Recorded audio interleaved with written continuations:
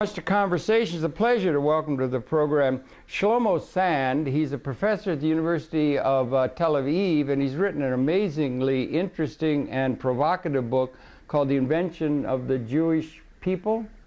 And he's here.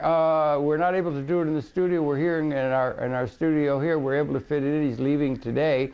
Glad we can fit it in. He's been in New York letting people talk about that book, which is really important. And Shlomo, welcome very, very, very much to Conversations. Thank you. It's my pleasure. I wonder if you could the book is just now, as I understand, and I'm going to want you to share your background if you would, but the book had been originally published in Hebrew and then was also published in French, and it got very interesting reviews. We'd want to talk about that, the implications of it. But it's only just now recently been published in English, just within weeks of when you and I talk now. 1 week only. So congratulations on the English edition. Thank you. And that having that taking that into account, it's going to be just now coming into the consciousness of the English-speaking world in a major way. But establishing that, could you share your own background, please? Born and raised a little. And then we're going to want to talk about the book and the thesis that you put forth in the book. But if you could just personally base it, born and raised, that sort of thing. Okay, I was born in Austria, Linz, to parents that were refugees from Poland after the Second World War. Just after the war, if I'm not mistaken. Yes, a few months, 1 year after the war. Yeah, 1 year. Difficult situation to be born into, We passed the border to Germany. We lived 2 years in a refugee camp. In 48, they decided, my parents, to emigrate to Israel because they didn't have any other visa to go in. Right, okay, You know, my uncle had a visa to Canada. I see. We tried to have a visa to North America, but nobody gave this, and then they decided to go to Israel, and I was raised in Israel. I was raised in Israel, and city near Tel Aviv, Jaffa, in a very popular quarter, and I studied till 16 in a high school, and then they threw me away. I went to the they expelled me from. So for political or no, not at all. It's I was a lazy. Lazy. I see. Very bad. Very good. There's a lot to be said for lazy at certain stages of life. Yeah. I think that I thought about other things. Yes. Yeah. Maybe more interesting than studied chemic and physics knowledge. Yeah. Anyway, I went in 18 to the army. I served 2 years and a half in the army. Later, I started to work in a lot of, strange works. And I was a political activist sometimes, 2 years, very active. Your parents had been political, and the family setting was political. Background, yeah. I participated in the war of '67 in Jerusalem. It was the battles, the worst battles that I participated in my life. Yes. Coming out from the army, I decided to fight against the occupation. I was a member of a leftist group for 2 years. After it, I was fed up with the kind of activism. Is it Mazpan? Mazpan. Yeah. And I decided to finish my diploma of the high school, very late. All right. Before I finished the diploma, I became a student. Yeah, you became seriously interested in academic. Yeah, and immediately I got very, very good marks, and they gave me scholarships. Okay.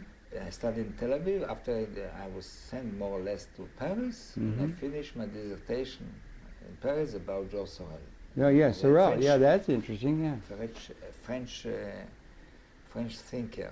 And you lived in Paris for some 10 years or 10 half. years, Yeah. 10 years. So you got a very solid basis in France, huh? In France, no, I didn't know. I never studied really French, but I started in some day to speak. I was obliged, and even to lecture. Yeah. I finished it very good. It was published, received a prize. Good. And they offered me even to work in Paris, and a very important thing. But I prefer to go back to Israel. Because of the sun, because of my parents, not because of Zionism. Sure, okay, yeah. But it was my land, my country. And they offered me a job in Tel Aviv University. And from 85, I am professor in Tel Aviv University. Right, and history. In history. Yeah, and they have it broken down into a certain part of history. And also you sit and talks that this idea that is the core of the book we want to talk about was formulating, but you didn't want to write it until you had gotten what would be a solid professorship, and solid because it was controversial and you knew what it was going to be. What we call in the academic world full professor. That's the last stage that you can arrive with. I know. Before to be a retired professor. Yes, right. Yeah, but I'm not yet a retired professor. But I got all the all the honor and all this. I decided to write what I want to write. Right.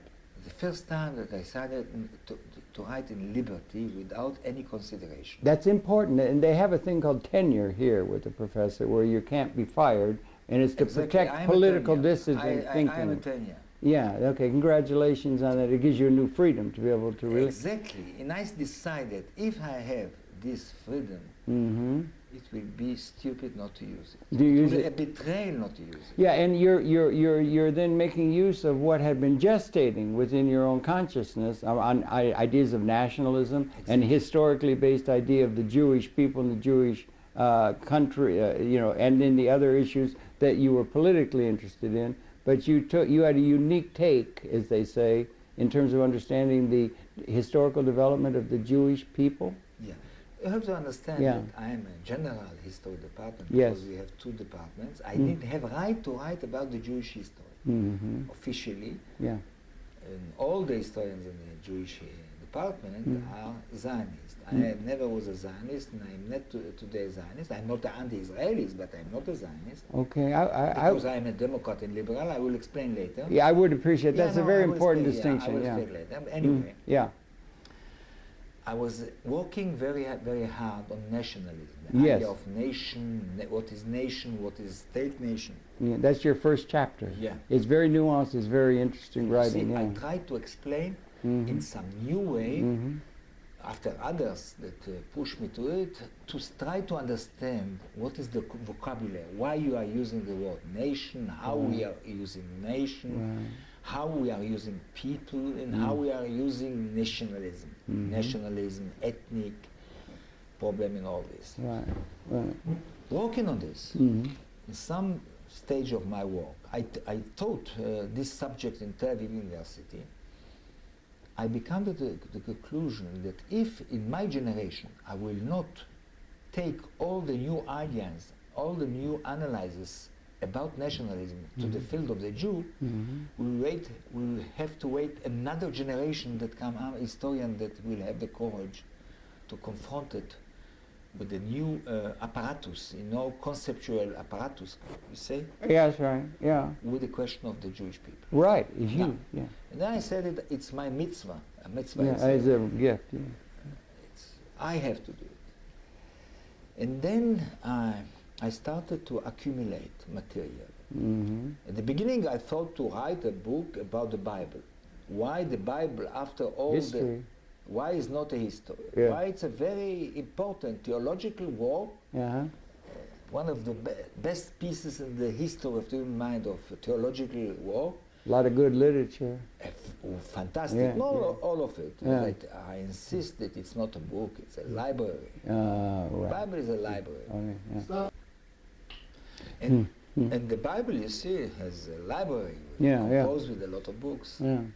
I wanted to take the Bible to confront it to all the discoveries, archaeological discoveries in the last 20 years. And the historical record as we understand it outside of what could be seen in a certain sense of the mythic nature of what's portrayed as history in the Bible. Right, a big theme. Archaeologists know, for example, the Exodus didn't happen. Exodus didn't happen. That's huge. Imagine. Okay, yeah. We are celebrating once a year in Seder and Pesach, Easter. Yeah. I remember that I was in shock the first time that I heard that Exodus didn't happen. Yeah. Wow. There is a lot of reasons why it couldn't happen in the 13th century. Because at that time, Palestine, Judah, Canaan was occupied by Egyptians. There is other reasons we cannot find any evidence in all the archives of the Egyptian kingdom, and they left after them a lot of material.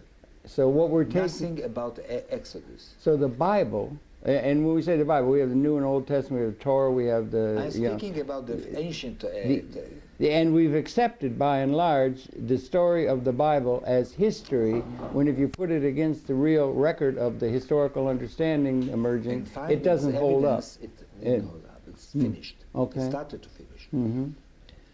And I thought to go further and to analyze all this discovery, because I think that archaeologues are very nice, but they didn't do it deeply enough. Okay. Secondly, I tried to show how Zionist historiography took the Bible as a history book. Yeah.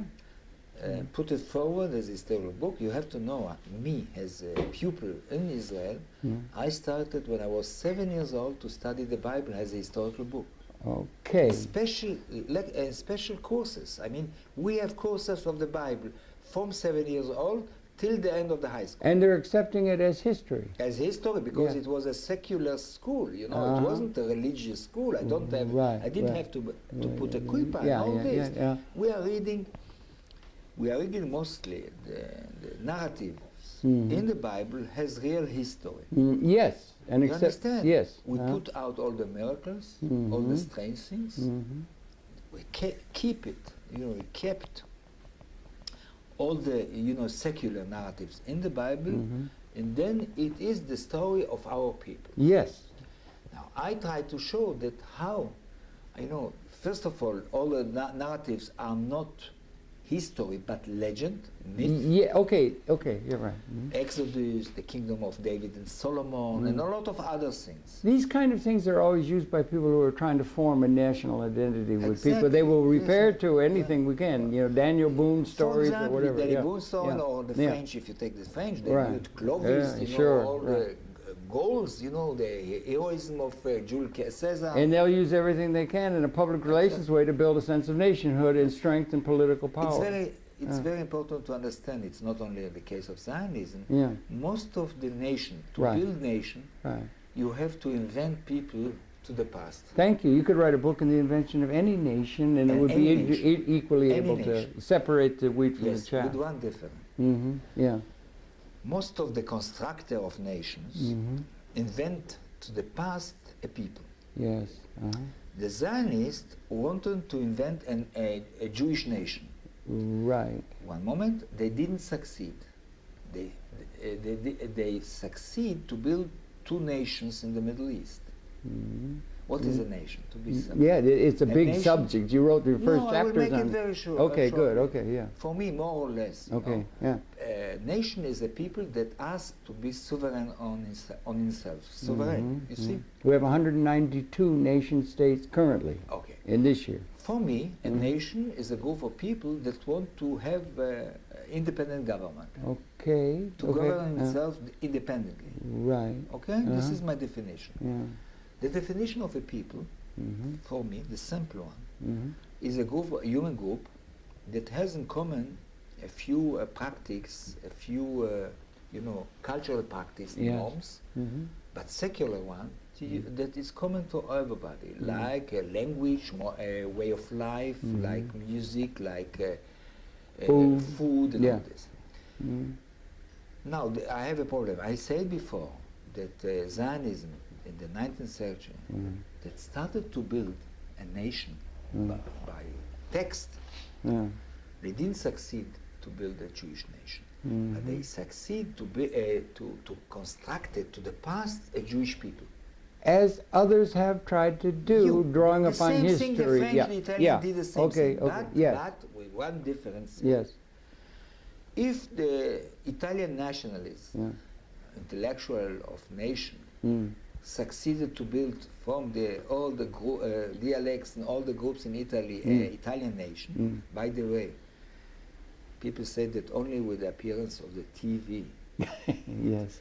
There is a very famous leader of Italian in the 19th century that is the day that Italy was declared as a state, he said, now we have a state and we have to start to create Italians.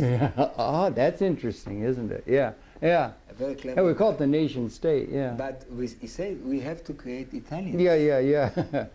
Now, Mm-hmm. The same elites, intellectuals, that started to construct to the past Jewish people in the modern sense of the word people. You Now, have to would that be understand, Herzl or something, or people who are forming no, the Zionist idea? before Before even? historians. Okay, Historians okay, yeah, started right. to work. Herzl is a part, a political part Yeah, of this right, process. right. What is important? Yes, they copy the others. Yes. You know, they Sure. were not original with it. Right. Now, Hush. Come on, get down.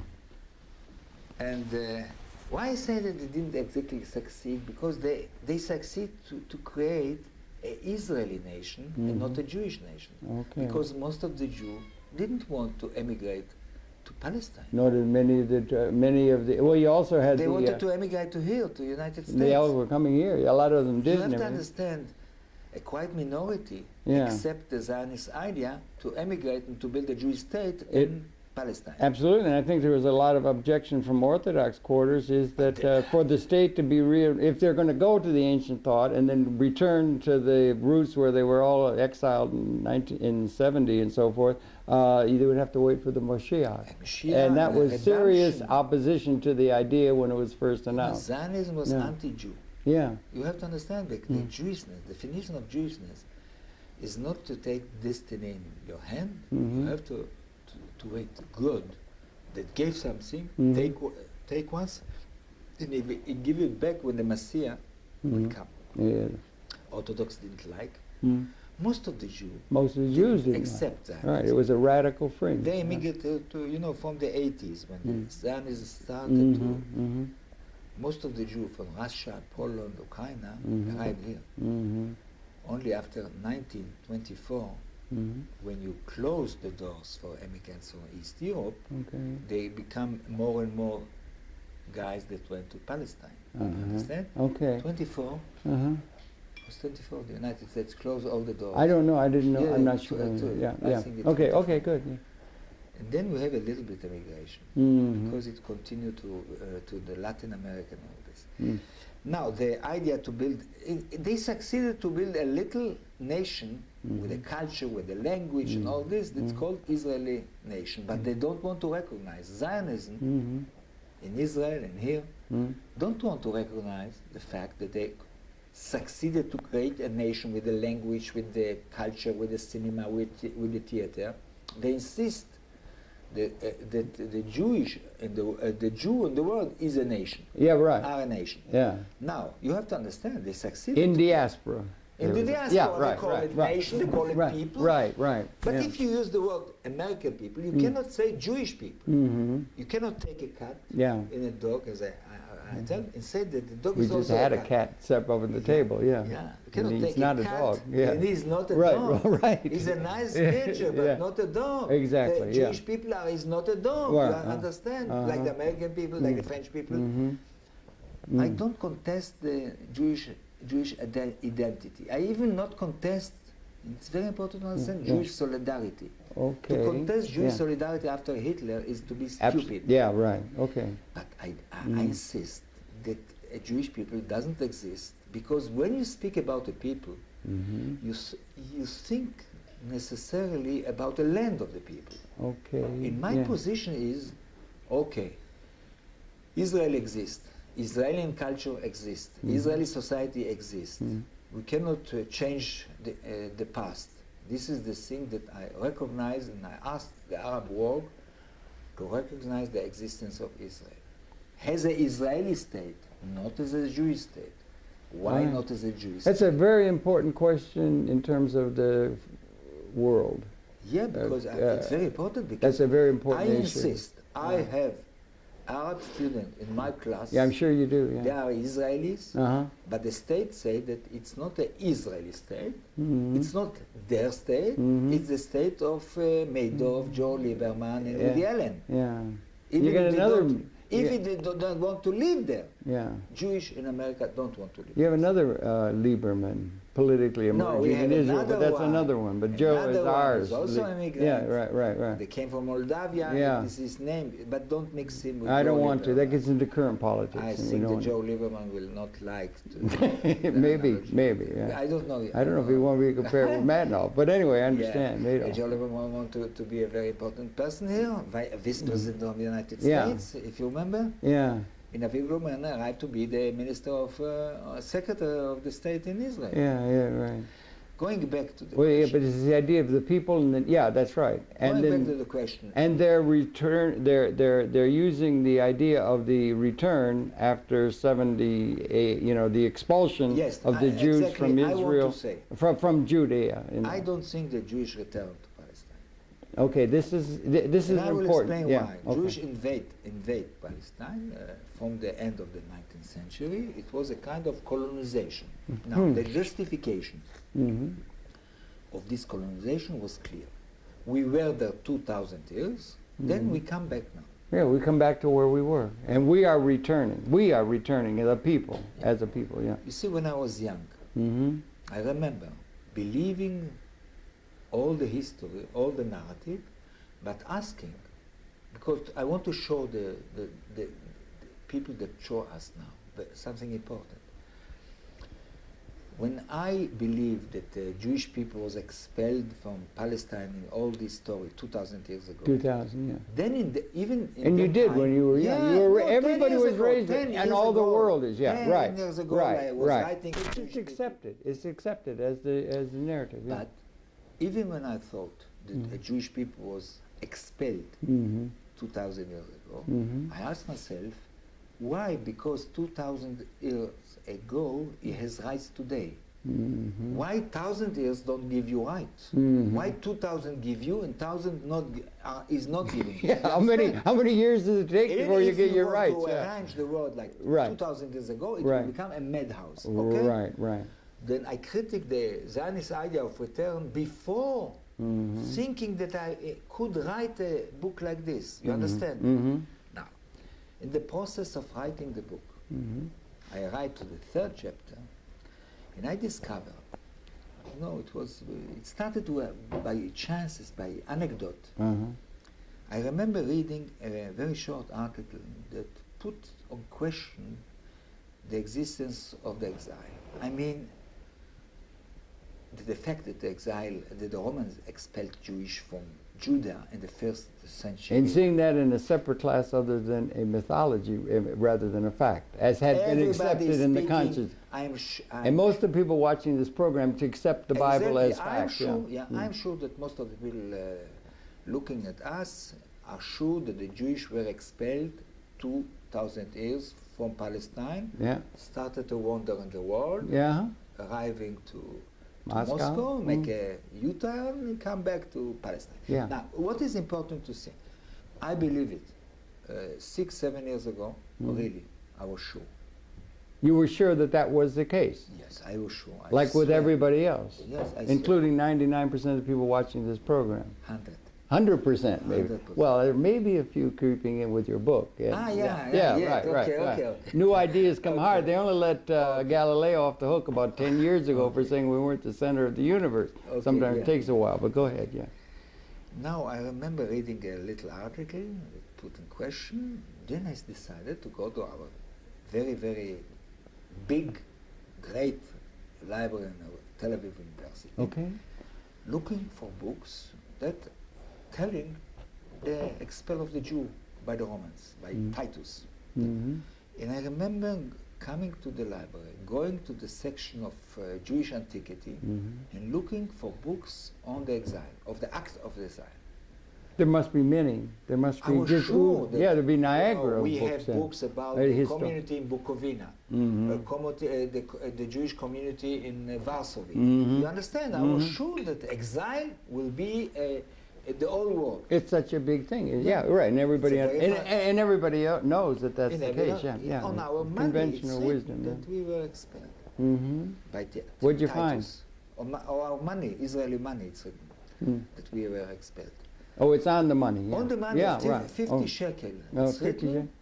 Agnon, what he said when he got the Nobel Prize, he said we were expelled by, and also by the Romans, and also in the declaration of the State of Israel, it's written that we were expelled 2,000 years ago. It's part of the accepted, it's the conventional declaration wisdom. of the state. Yeah, okay, yeah. I went to the library. Yeah. Started to look for books. And with my big surprise, I didn't find even one book. Not even one book? One book. No, to be Was honest till the end, I found one book. One book? That tell how the Jews were expelled from Rome back to Judah. Oh, really? Yeah, because that's interesting. Yeah. Yeah, only one book. The title was the practice of exile of the Roman Empire. One book. I was sure. I remember taking the book. It's 5 years ago, 6 years ago. Yeah. It was published by American, I think. I said, well, here I will find the process of the way that the Roman expelled the Jew. Suppose you hadn't gone. Go ahead. I did. They were expelled from Rome back to Palestine. Yeah, and this is including archaeology, this is including all the science, that sort of thing. If you'd gone to a place where it was a yeshiva or a place where they're studying the religion and so forth, there'd be many interpretations or understanding of the fact that you were exiled from Egypt, and the whole story of the Bible is correct. But you're not talking about, you're talking about historical, secular research of the reality as best we can. Show me where it was written, all this. Okay. Anyway, there is not books how the Roman expelled the Jew from Palestine. Now, what does that tell us? There are no books explaining that. And what did it mean to you? It didn't happen. It did not happen. The expulsion did not happen. It didn't happen. Okay, go on. That's a huge thing. So that the diaspora and the creation of the Jewish people of, let's say, Ashkenazi, Eastern Europe, and so forth, that have had such an effect on the world, was other than what that story would tend to make one believe, that they are connected to people who have been expelled by Titus. Yeah. The Ashkenazi nations or groups. I will come to. You have to understand that I was so not sure about myself. Yeah. Okay. I understand. I went to the historians, specialists of antiquity, and asked them, guys, all my life we learned that the exile, the act of exile, the Jewish were expelled from Palestine. Show me books about it. Show me research about it. These are the scholars. Yeah. The scholars, the specific scholars. What did they say? We never say that it was exile. What did they say? Then I say, but everybody in the street, everybody outside the office that I spoke, go out, ask the first student that you meet if the exile happened or not. Everybody say. Of course, it's everybody knows. Yeah. They say not exile, a little bit emigration. After the revolt, they felt so badly in the area, and they left the place. I think you have evidence that they emigrate, if not about expulsion. You have evidence about emigration. So did they bring all that out? No, they say that there is not really. But maybe there weren't any records. There is not any book about emigration. Even emigration, voluntary movement. Then I started, then I become more confident in my work. In the thesis? In the thesis. And I asked myself two questions. One, what happened with the guys on the that stayed there and were not expelled? What happened with the Jewish in the place? Weren't many of the Jewish people peasants that were not all urbanized and so forth? No. The majority are peasant in Judah. Yeah, that's what I meant. They were in the time of Titus. 15% are peasant. I thought I heard you say the kingdom of David was not so mighty as it might have been. No, I'm speaking now about the second kingdom or the second temple. Okay. Later. Okay. And what is important to know is that most of the Jews at that time stay in place, didn't go away. Stayed in Judah or Palestine, as you want. They were not expelled, they were not emigrated. Only little elites, soldiers, intellectuals, you think, went away. Yeah. Some commerçant, but the population, the mass of population just stayed. Like everywhere Like that's the case in most places. When Most people, places. it's hard to get up and move. Exactly. It helps if you've got some peasants. shekels or you got some Exactly. money or something and all that. Yeah. Then I asked myself, what happened with the guys? Or if you're forced, that's different. If you're forced, but you say it was not forced. Didn't All do right, it. that's very It interesting. was not their tactics, not their strategic to push away. And you're people. confident that's the historical record that we have to accept if we're going to be real to the historical reality. By the way, Yeah. I discovered that the first Zionist, most important Zionist, coming in the beginning of the 20th century to Palestine, they know that it wasn't exile. They know that a big part of the peasants are descendants of the old Jew. These are people who would be called Palestinians. Yeah, Yeah. later Palestinians. Yeah. They call it David Ben-Gurion, Yeah. Yitzhak Ben-Tzvi, Israel Belkin. Yeah. I'm speaking about the first Zionists in Palestine. Okay. Early 20th century, did you Early say? 20th century. Yeah. They're They coming. consider Yeah. the Arab peasants that are going to become Palestinian in the future, they consider them as Jew. And because but were they maybe of a Muslim persuasion now, having been converted in the meantime? And Possibly? They say Yeah. the fact that the Islam arrived in the 7th 7th century, century, right. he was nice to Jew, nicer than the Christians. So they converted. The most majority were converted. That's really- Especially, a part of them, I am sure, didn't know they are converting to another because Muhammad insists that he is another prophet. Of the book. Of the Yeah, book, yeah. and he recognized all the prophets before him. Right, okay. Yeah. Much more important is the first conquer of Islam, they free everybody to pay taxes if he is converted to Islam. Big incentive, no? Huh? Big incentive Yeah, you to see, do if that were the case. I Yeah. believe that I most would. of the people accept it, and I will believe that today, if you propose it to the New Yorkers, They would probably to all- pay taxes You're- or to become Muslims, You might become a Muslim. Yes. at least the clever guy. Yes, right. No, will I take this understand. as an Yeah, option. yeah, By right. the way, I think that most of the Palestinians, of the Jew, was converted to Islam. Most of them stay in place till now. But wait, if I may, but we have millions of Ashkenazi. One moment, I will. Okay. The question: what happened with the guy, with the people in Okay, place? okay, one thing at a time, right. The second was how come that we are so many Jewish in the world? The second question. And this is a chapter also in my book that I try to explain that Jewishness, the Jewish monotheism, was the first proselyte monotheism. Protestant. Proselytism. Yeah. The first monotheism that practiced conversion. That's like, I think maybe, I'm not sure. We're talking the Proselyte. Protestant. No. Not Protestant? Proselyte. Okay. Proselyte. Right. Yeah. In French we They're say. proselytizing. Yeah. Yeah, right. Okay. We understand. Yeah, that a lot of that comes out of the Most Protestant systems. Most of the Jews that exist in the world till now are a product of mass conversion from the 2nd century before Jesus Christ till more or less the 8th century of Jesus Christ. Okay. More or less. Okay.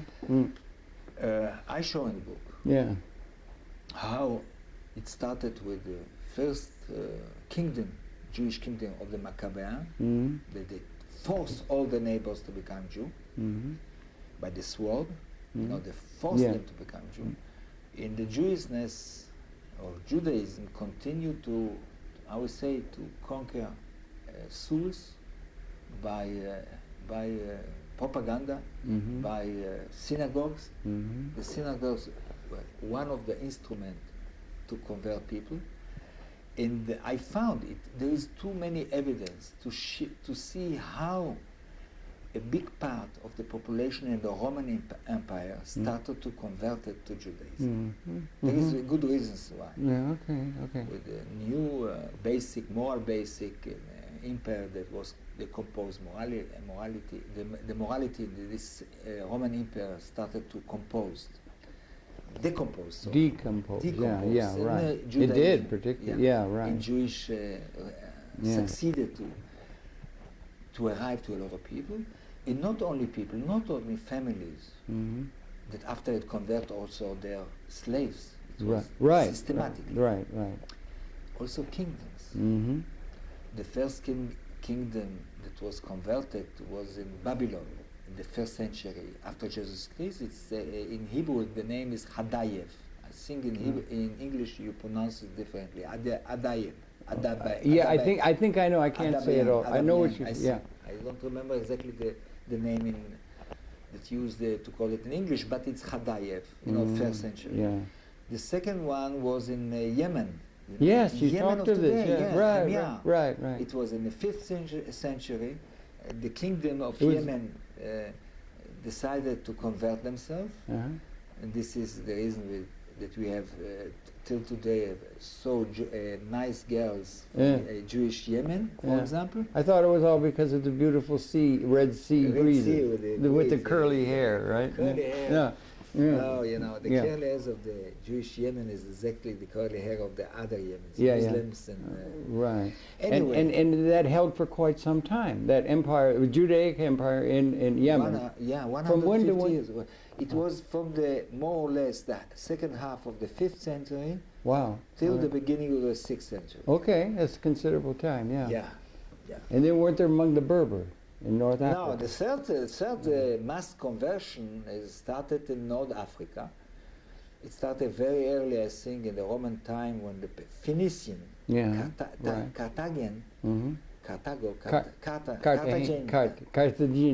Carthaginian, Carthage, started to convert to Judaism after the Berber.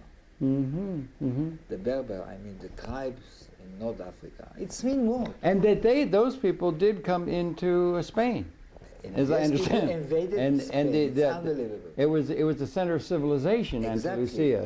In the beginning of the 8th century, 711. And there was a Jewish component to that. Yeah.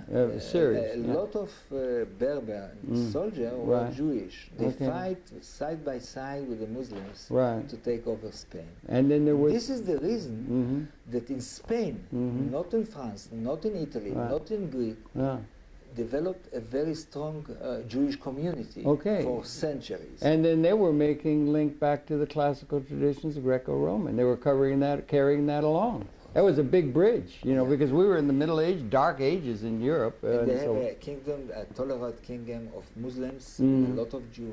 Okay.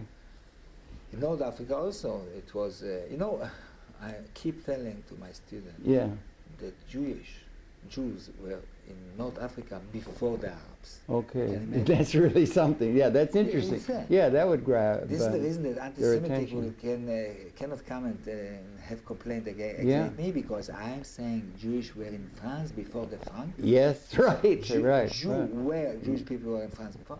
Jews were in Africa, in North Africa, before the Arabs came. Right. And Jews were in Ukraine before the Ukrainians. That's where we get to the Khazar. To the Khazar, and that's the biggest. And that's like root to the Ashkenazi presence, perhaps, in East Europe. I think that Zionist historiography cannot give any serious answer to the question, how come that so many Jews in the 19th and after in the 20th century were concentrated in East Europe. Yeah. Wow. You have to know that at the beginning of the 20th century, 80% of the Jews in the world are living there. Most of the American Jews, their origin is from there. Right. Poland, Russia, Ukraine, Lithuania, Latvia, and all this. Right. The German was different. Quite different. The German Jewish. Quite different. Yeah, okay. But it's maybe a sidebar, but yeah. Part of them are different today in a lot of things.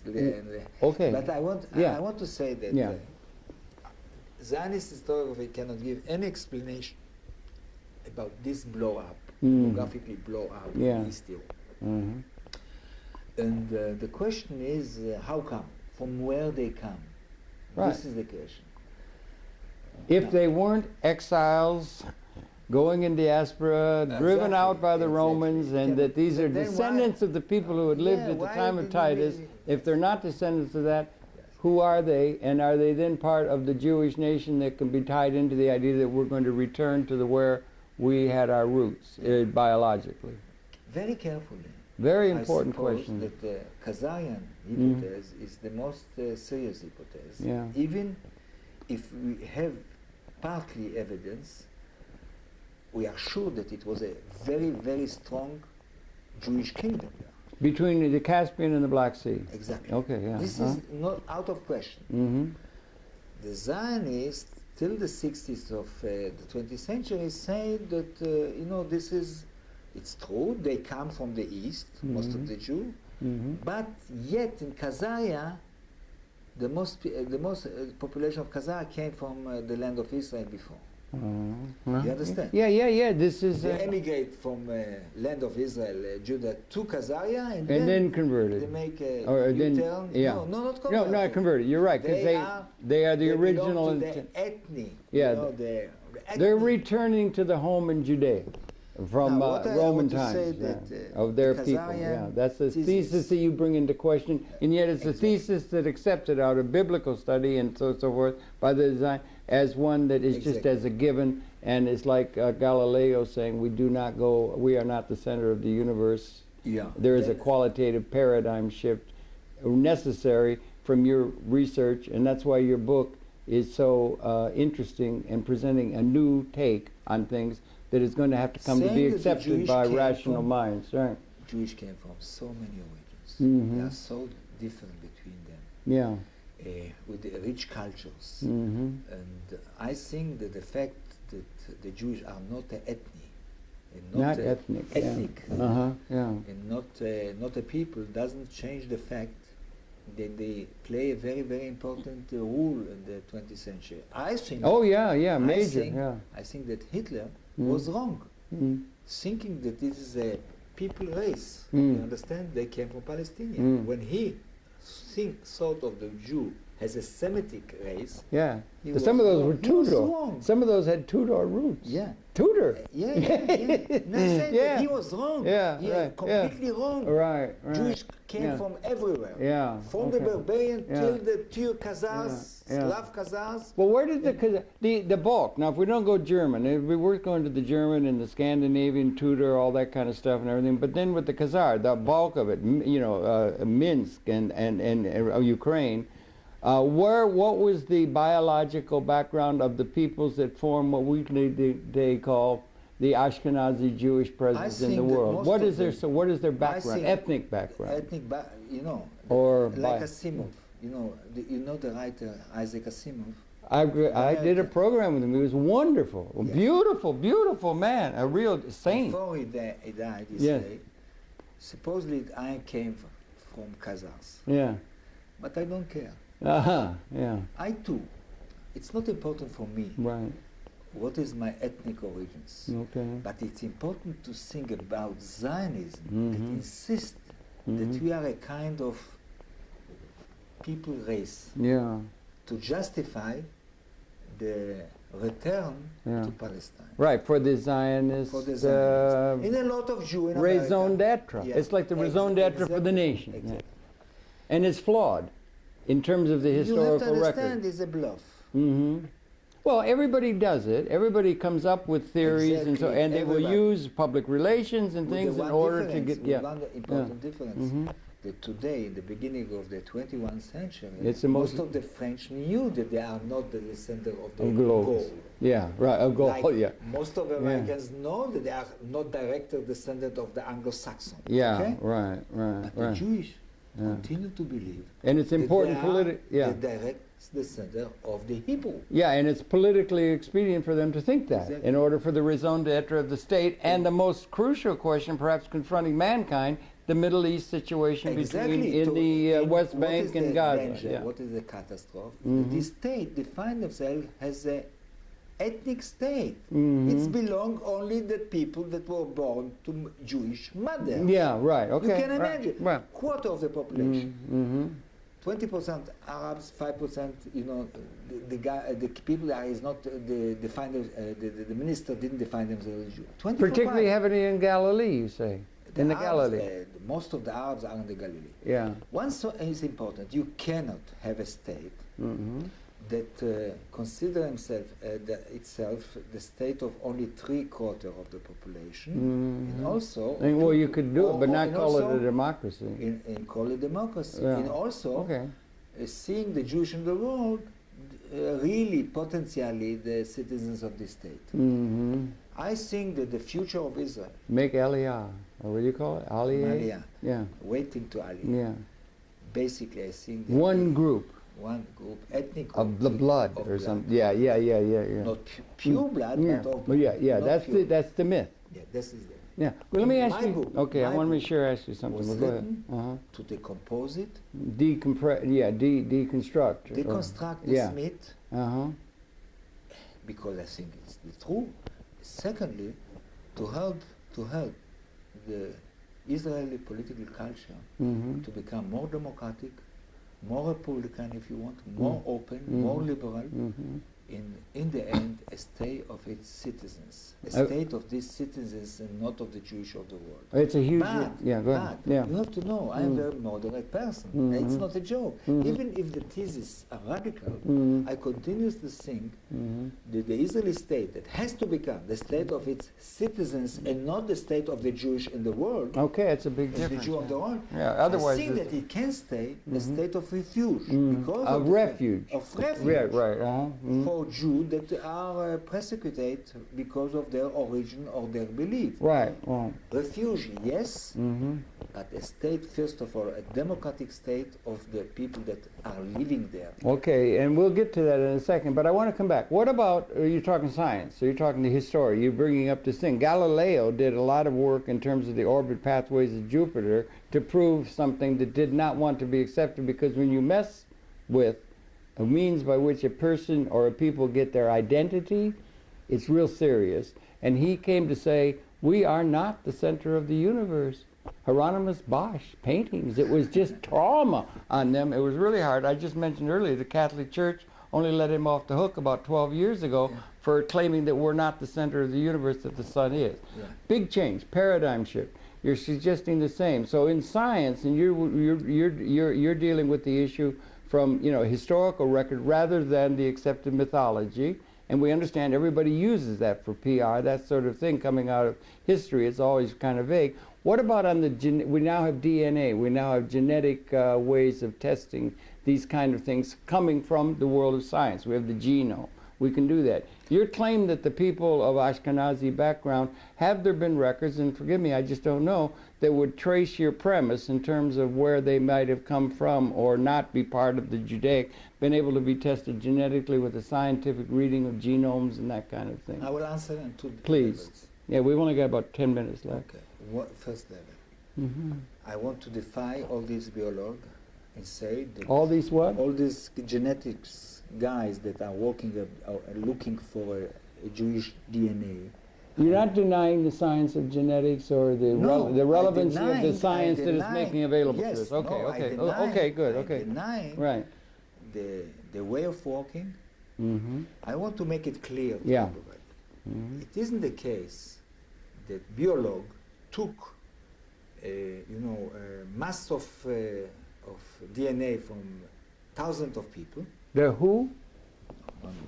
The case of discovering a Jewish DNA is not a case that somebody took 100 examples of DNA from people and then find in this 100 who is Jew or who is not Jew. Okay, it's not. Okay. Never. Okay. Nobody, and I can, I make all my future on the bet. That's a big roll of the dice.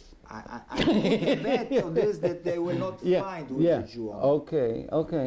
Yeah. Now, to give you two things, two little examples, because I put articles. It was written now articles about the stupidity of this discovery. Of the theme of yours, or no, of the genetic? Of theme that they are looking for a Jewish DNA. Well, not Jewish DNA. I mean, I'm not. They are looking. I will define it differently. A common signs in the DNA of the Jew. Well, they can take and get DNA samples of people from Africa, for instance, and can trace with some degree of validity on science where those people had come from, African slaves, where they came from, and they seem to have. Sure. Do you accept DNA research as something relevant to what your research could inform your research? It depends how. Okay, if it's done right, right? It's done right. Okay.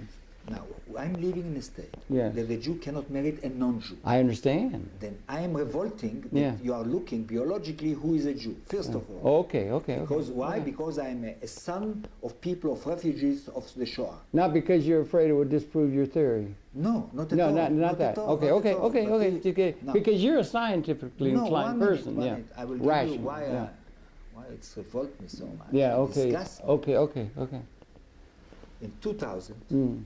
the first most important group of biological in Israel that found Biolog, like saying biologists, biologists, geneticists. sorry, Yeah, okay, I understand. That's the word I misunderstood the other day. Minute. Yeah. the most important group of biologists in the Jerusalem University. Yeah. Right. Let know the journals that they found in the Y chromosome. You know what this chromosome? Y chromosome, male chromosome. Yeah.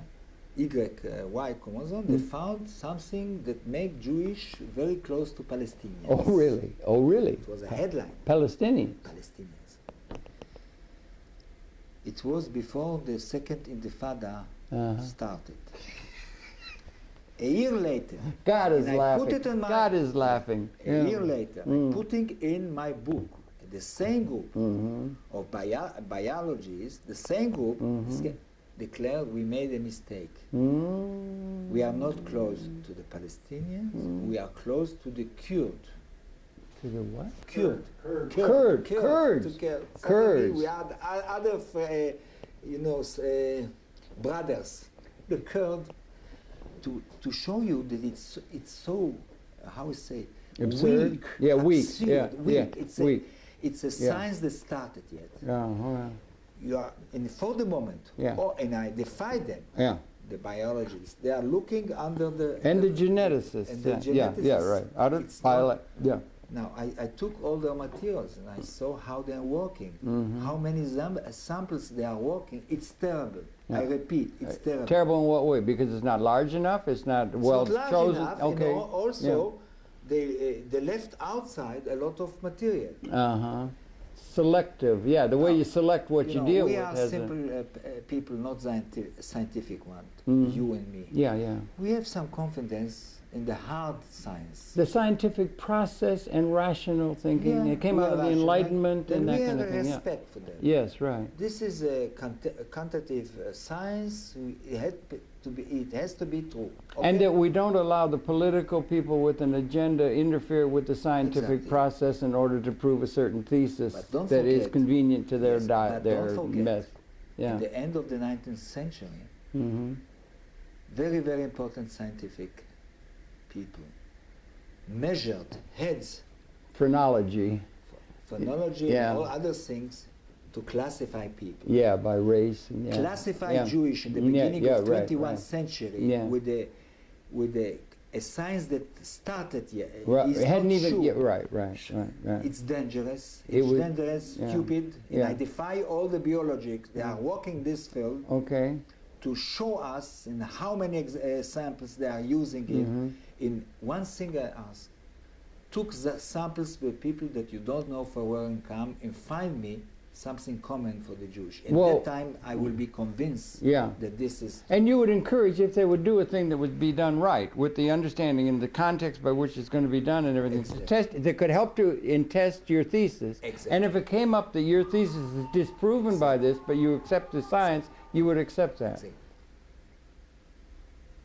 It's good. We live in science, hard science. And you do. Important. And I do. But it's got to be done right. Rational. Yes, you're right. I am a son of the Lumiere. So, yes, I understand. But to repeat that if the DNA came out and disproved this major thesis or part of the thesis you're presenting and it disproved it, then you would say, well, okay, it's done. But if it's going to be done, it's got to be done right. It can't be in the service of some mythology that wants to be advanced for some political reason. In other conditions, like political, cultural conditions, other identity, politics, different.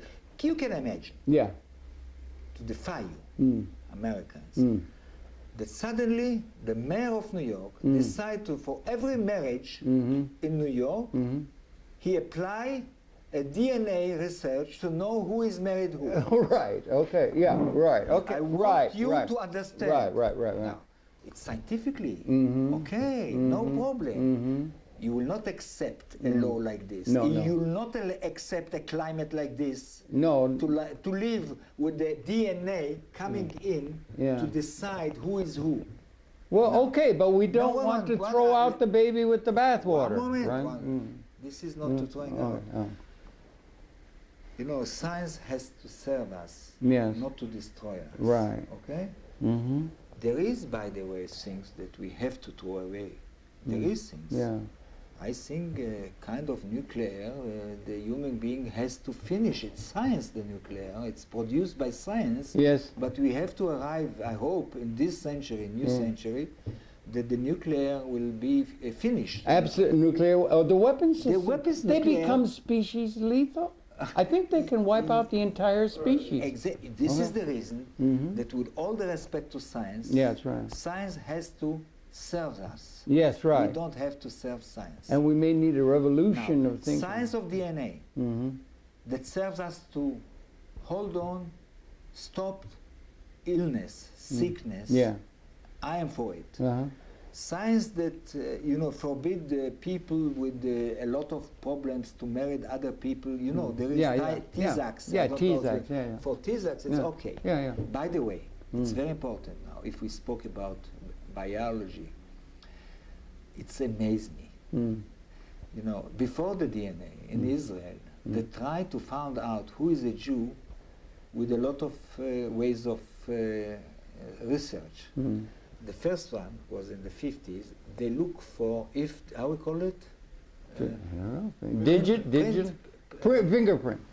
Yeah. They wanted to know if there is a fingerprint, Jewish fingerprint. In the 50s, they looked for fingerprint. Yeah.